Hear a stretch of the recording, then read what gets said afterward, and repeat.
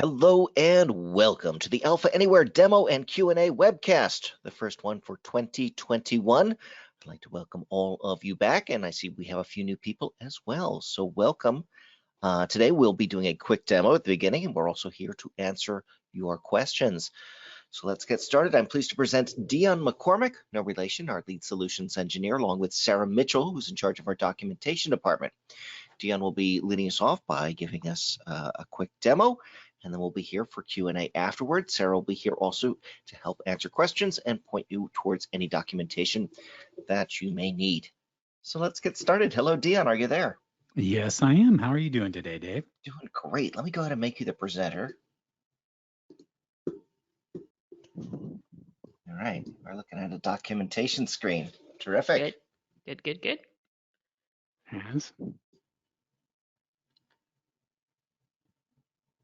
Yeah, I wonder if it's the GoToMeeting on both these machines, because I'm kind of seeing, but I'm seeing weird screen stuff. So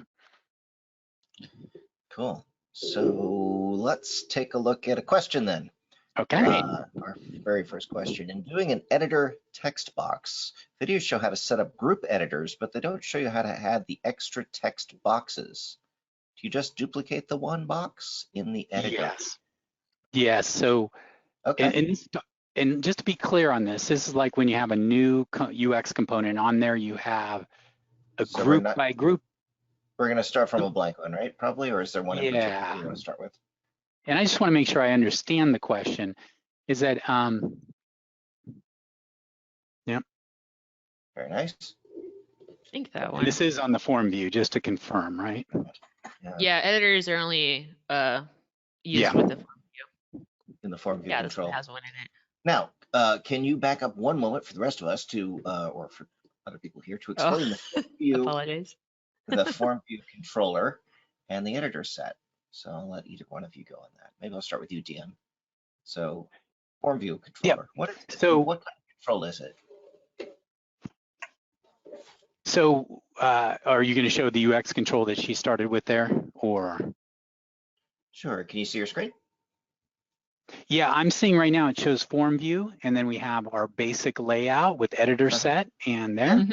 So this is a templated UX that you can use on there. Now, with editor one, the idea behind this is that each of those editors has a certain type of content that you can present.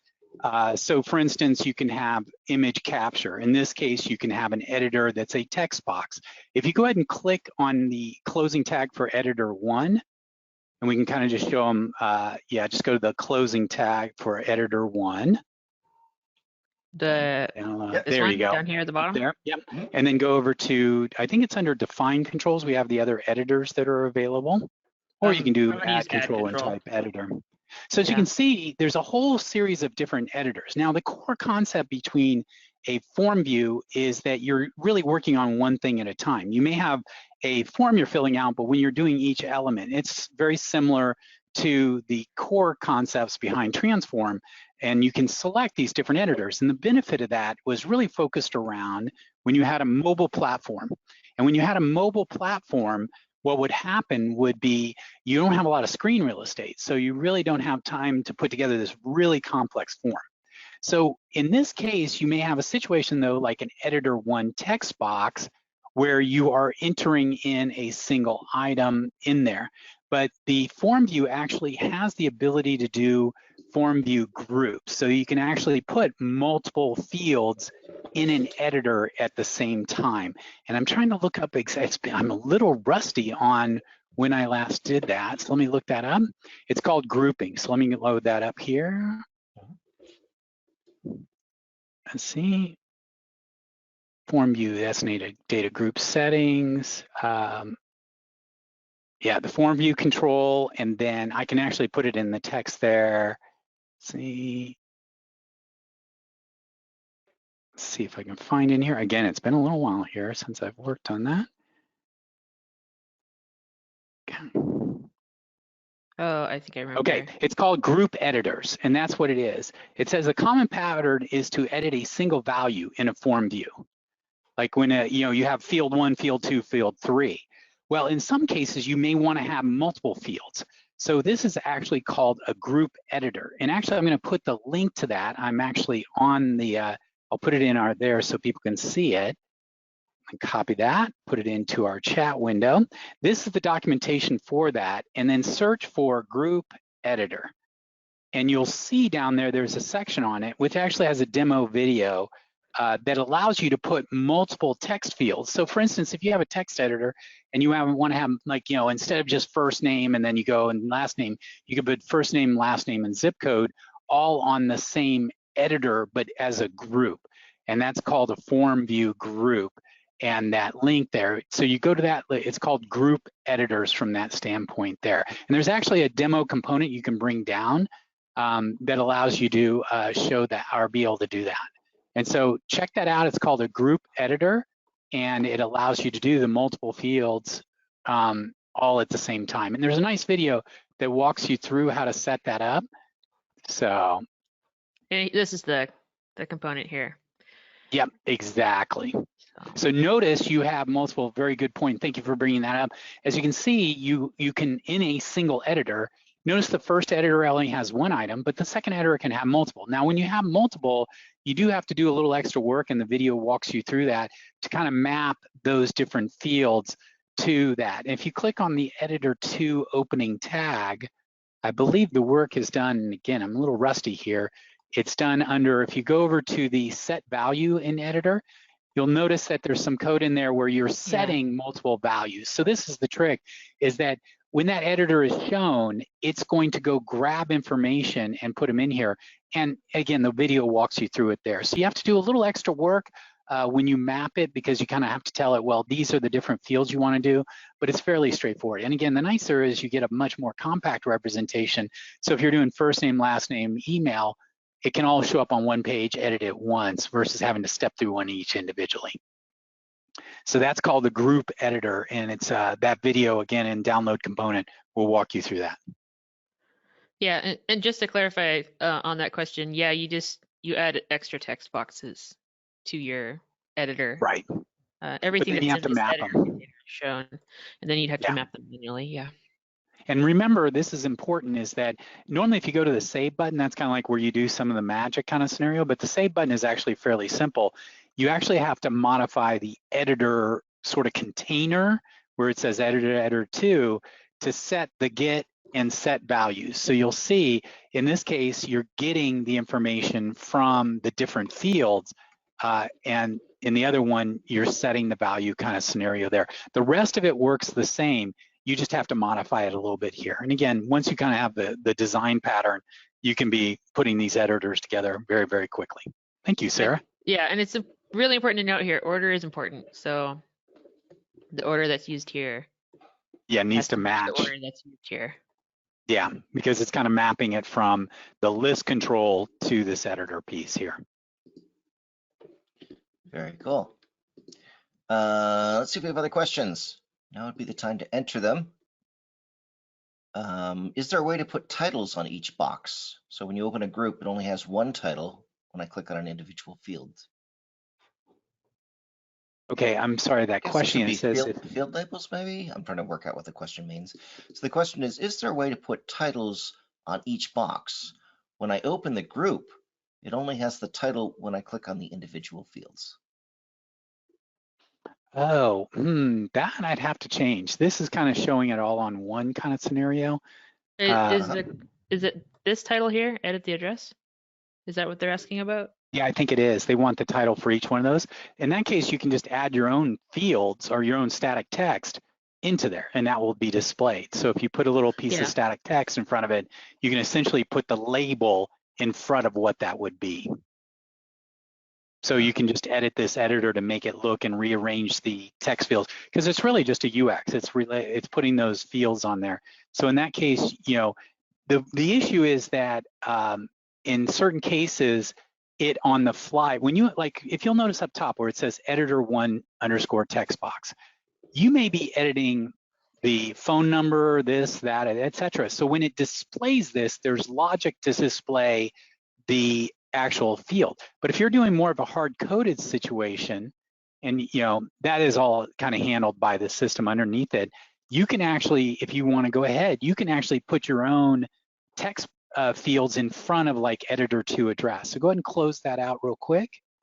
Click on static text, the one in the editor too. There you go. And yep, and just add a text field after that. So go ahead and add a control, which is a text field. I'll use Control D because it's my new favorite feature. Oh, I didn't know about that. That's cool to know. Oh, that's Control duplicate. D hotkey. Yeah. So yes, you could do it this way, and then go in. Yeah, you could then put in there. Notice it's putting in like a generic, you know, it'll put in what it maps there. But now when you display it, you can actually lay out. So it's a little bit of a retro to go back to that because you're kind of hard coding your form, but it will work from that standpoint there. The other option is, oh, go ahead. Just to interrupt, I'm wondering too if there's the set value control, I believe, has been, hold on. There we go. I think you can now set the control label. Oh, cool.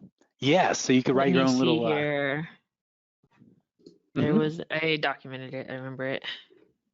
That's actually a really neat new feature.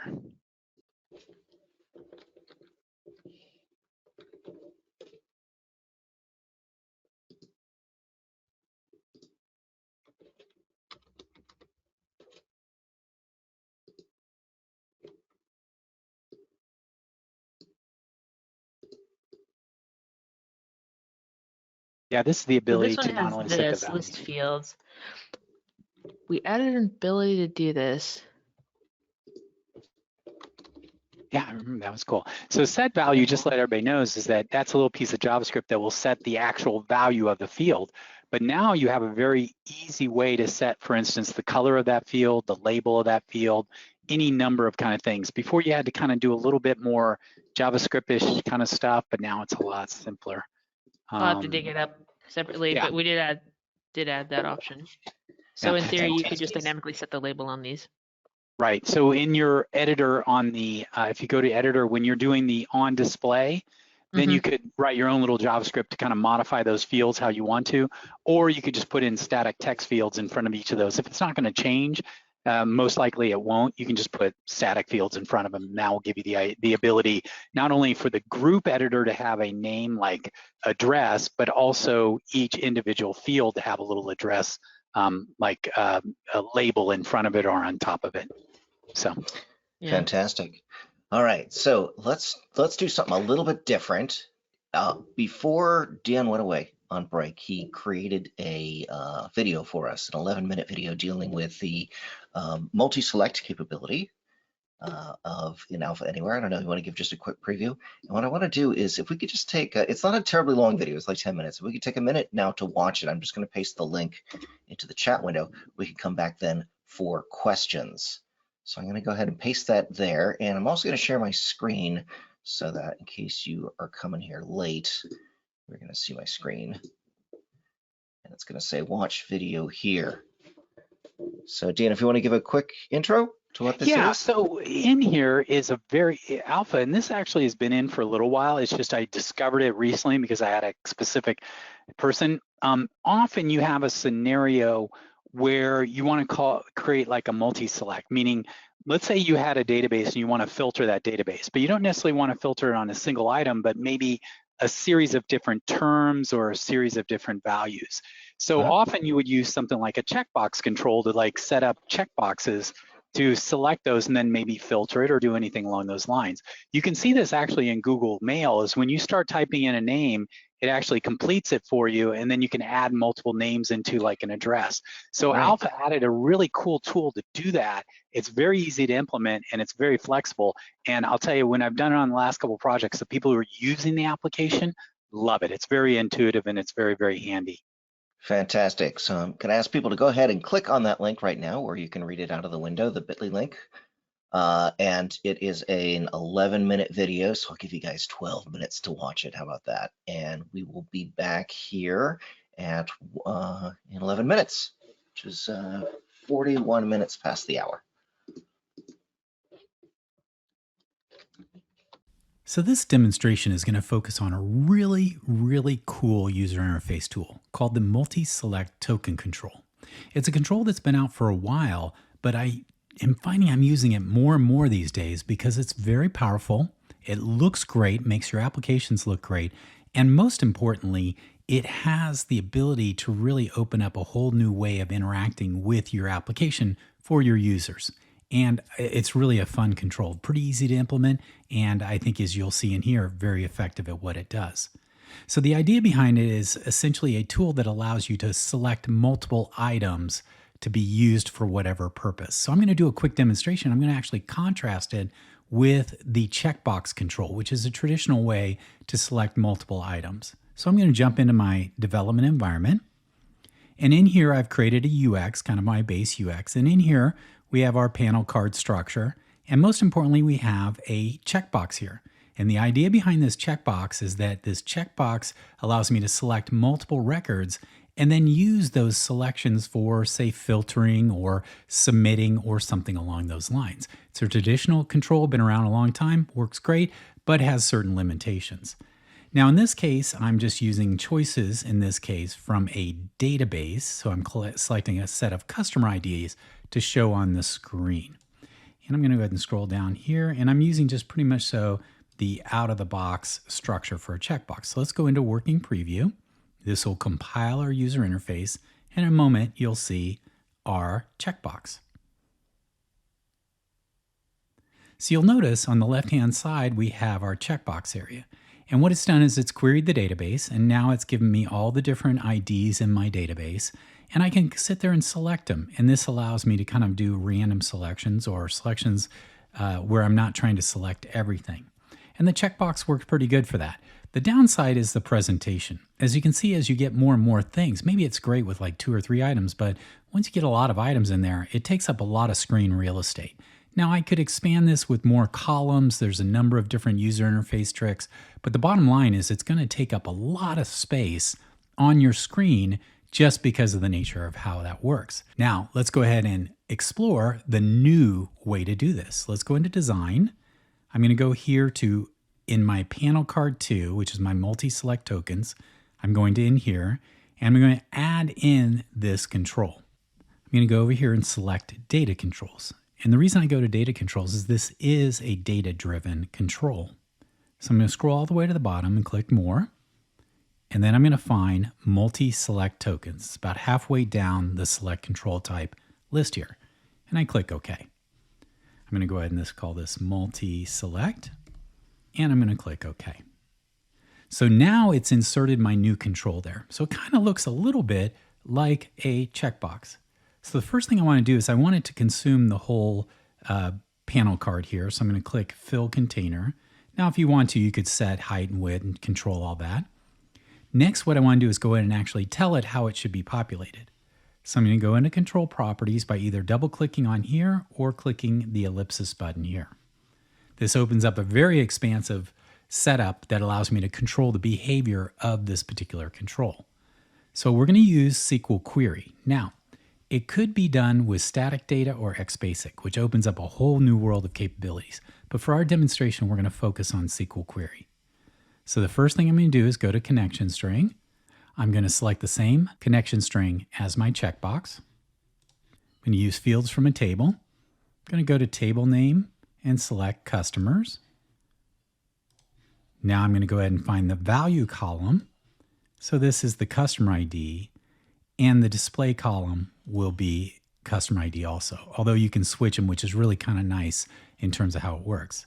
And now I'm going to set the list display column, and if you'll read down here, this is an optional command, but it actually allows you even further control of what the user sees when they're interacting with the control. Now here you'll notice we can set a filter. We could actually pass in arguments to this filter. We could do record limits in case there's a ton of stuff. Really flexible. All the capabilities you would like to have in terms of what kind of data gets returned to this are done within the system. Now I'm going to leave the other selections just defaulted. We'll come back and explore those a little bit more in a minute. So I'm going to click OK. I'm going to save this. Now let's go into working preview and let's take a look. So right out of the gate, you'll notice I'm taking up all this space here. But on the right-hand side, we only have a small amount of space that's being taken up. It kind of looks like a drop-down box. And in fact, it acts like a drop-down box. So I can just click this down arrow, and here are all those different records that came back from my query. So I can click Enter. Now you'll notice what it does is it adds in that selection. Then I can click another one here, Bergs, and then add another one in here. And there you go. And you can over and over. Now, another neat feature of this, and this is what I really like for data entry, is you can actually type a letter and it will do that kind of auto search for you. And then I just select that one and boom, it's added in there. Let's see under G's. So maybe Gotos. I'm using the keyboard to control this and boom. Now, the really neat thing is that essentially I'm doing the same thing as if I went over here and said, okay, Anatar, Bergs, and go down from there. As you can see, for the user, it's actually much easier. It gives you a tighter representation over here. And again, you can change it. And if you don't like the selection, you can just click this X button and it removes it from the selection. So it's a really nice user interface tool and very easy to use. Now, I'm going to go ahead and also want to show you how, hey, I want to get the values of this. So maybe I want to take those values and submit it to the database or do a filter or some kind of function with it. It's fairly simple. So in this case, I have a button here called Control Values. And when I click on that, what it's going to do is grab the values of this and display it on the screen. So let's go ahead and look at how we do that. So I'm going to go here to my button Control Values. I'm going to open this up, and it does an AJAX callback, and it calls MultiSelect Token Value. That's the name of the function it's calling. So now we're going to go over here, and we're going to go, and remember it's called MultiSelect. Let's go to XBasic Functions. I have to change that there since I didn't use the same exact name. But basically what I do is I just get the values that are in that field as values, and now I'm just going to throw it back as an alert. Now I could put a bunch of code in here to do updates or anything else, but this is what I want to do for right now. So I'm going to go back into working preview just to show you how this works.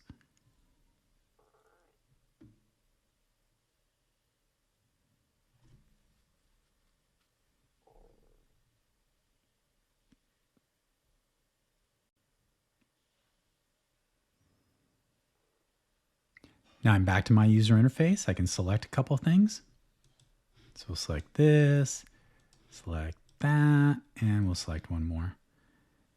And there. Now notice I'm going to go select here and I'm going to click Control Values, calls that XBasic, and you'll notice that it turns this into a comma selected string of information and our comma delimited. Now I can take that comma delimited, insert it, extract it, turn it into a list, many different things you can do. So it's actually pretty nice in terms of how it works on there. Now, one other thing I want to do is show you that there's a lot of control over what you can do with this. So if I go back into here, you'll see first, again, determining what data populates this. I can use the filter and other information to limit it. So it's much like a drop-down box or something like that. But also you'll notice over here, we have a whole bunch of capabilities to modify when it's operating, how much of the screen should it take up? What kind of icon should it use for it? So you can kind of tweak and adjust it however you want it to make it look really neat. And you can use different techniques like I was using it where it expanded the whole row or the whole width of the screen. You could have them as they're more little buttons, and I'll show you that in a moment. You can also keep the list open. So once you select something, you can keep it open. And you can also click on change. So if you want to have it as they select things, immediately trigger, say, a filter function or something else, that's really neat. You don't have to wait and then click a button. Every time they select a new item, you could trigger a XBasic function to maybe filter a list or to update something or do something along those lines. So just to show you how you can change a little bit of the look feel, I'm going to get rid of this fill container. And let's go ahead and go back in here after I save it there and show you what it looks like here. So I'm going to click working preview and we'll go back in.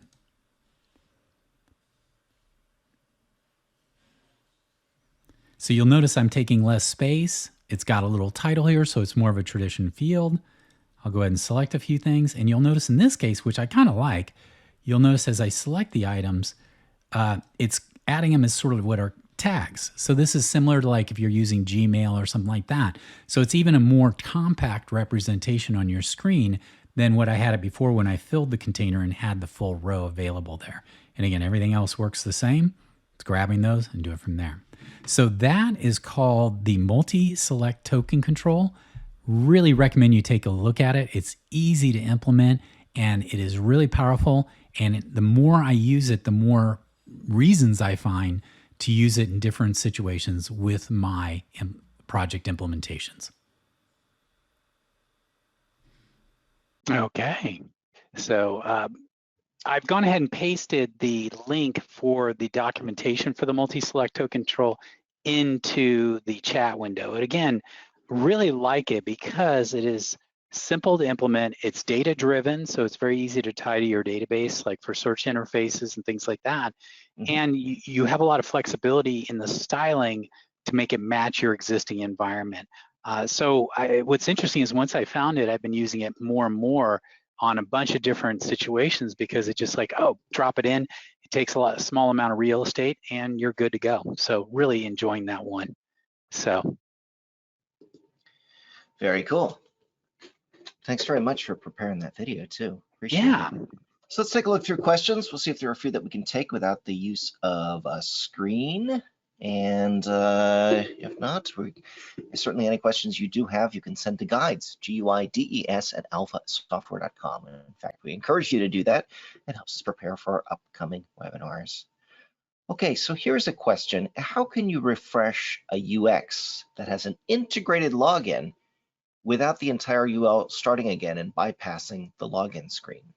Ooh, that's a good question. I haven't really used the integrated login in the UX. I usually separate it into an actual login page. It's a separate page, yeah. Yeah, it's kind of a design pattern that I've always used. I mean, it is perfectly valid to use the integrated login. The trick is if you want to refresh, you can force the person to log out. So when it does refresh, they're going to be logged out and then it'll have that. But I honestly haven't done a lot with it. So is it a I guess my follow-on question would be, is it a situation where they've logged into a UX using the integrated login? Do you want them to log out and then refresh the page, or just refresh the page and not have to log in back in? I'm not sure if I understood it correctly. If the person who asked the question would like to either send it here or better yet, send it to guides@alphasoftware.com, we can put together a test case and see how we can get that working for you. Yeah, I think we definitely can get on there. Yeah. So. All right, so a question about the MultiSelect save. The question is, with the MultiSelect, can you save off of system IDs instead of the code that they pick from? So I'm guessing, do they have a different display value versus another value underneath? Is that a possibility with MultiSelect? Oh, man, I'm so sorry. Could you run that by me again real quick? I guess it's just not my day. Sure. I just missed the first part of it. Oh, yeah, it says, can MultiSelect save off system IDs instead of code that they pick from? System IDs. What are system IDs? What I'm suspecting what's meant here is, can you have a display value which is different than the actual value that you choose? Yes, absolutely. Yeah, it matches. It's very similar to the dropdown, and when you build it, it's very much like a dropdown where you can say display value versus unique ID value of it there. Absolutely. So and that can be separated probably by a pipe symbol when you're putting in the data, perhaps if it's static or some other means if you're doing it. Yeah, absolutely. And it would just, like if you're doing a table, you would select, this is the column for the name to display, and then this is the column for the ID of the element. But you can also do it, and there's a bunch of yeah, absolutely. So very similar to doing that in a drop-down control. It kind of patterns itself after it. It's just got a different user interface that's a lot slicker. Yeah, very cool. Awesome. Well, I think we're running low on questions for today, just as well, because we have fewer screen things working than we would like. Apologize for the technical difficulties. Thank you for staying with us. Dion, thank you so much for preparing that video for us. Yes, and I apologize. We'll get it fixed for the next time. Well, I know. Well, everyone said 2020 was bad. Now we've got 2021. That's all right.